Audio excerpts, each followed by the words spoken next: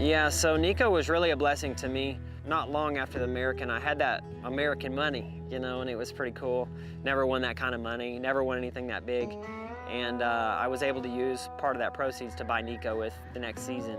I won a world championship, I won Houston and second at the American. Pretty much all the saddles and the plaques and the buckles, not all of them, but the huge percentage of them all came from riding him. As you can tell, me and him are jiving pretty good right now. He's ready to go. Without a great horse, you're never gonna win. I can tell you that I've never been as attached to an animal as I was to him, because I was more attached to him than most human beings. I spend more time of my day with that horse than I do with pretty much anybody other than maybe my wife and my daughter. But his colon after the surgery ended up rupturing in a different location, and every vet that I talked to said that he wasn't gonna have a chance to make it anyway, so. That is my favorite part, except for my horse in there. Hey baby, I love you too, yeah. Nikko's actually whispering in my ear telling me that we better win tonight so he can get an extra treat. And then the day after, I went to a rodeo, or a roping on my other horse, and I ended up winning it. And it was kind of a neat feeling because I'd never really won anything on Mitch before, but it was kind of emotional because when I was leaving, I was feeling happy.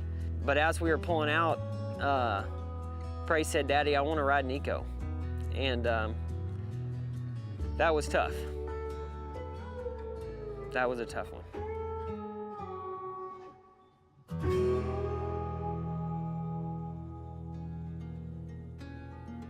It's a big deal, you know, going from riding a horse that you won, you know, maybe 700,000 or 800,000 on in 3.5 years to a horse that you've never rode in an indoor building.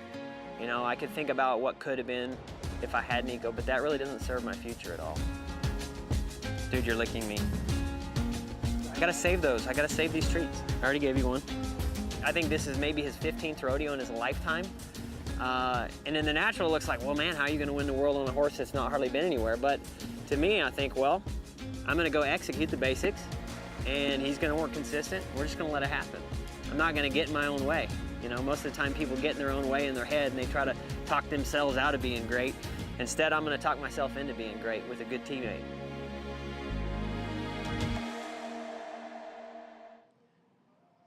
Last night on Rodeo Las Vegas, we paid tribute to Tyson Durfey's superstar horse, Nikko, a horse that he lost 1 week before this year's National Finals Rodeo.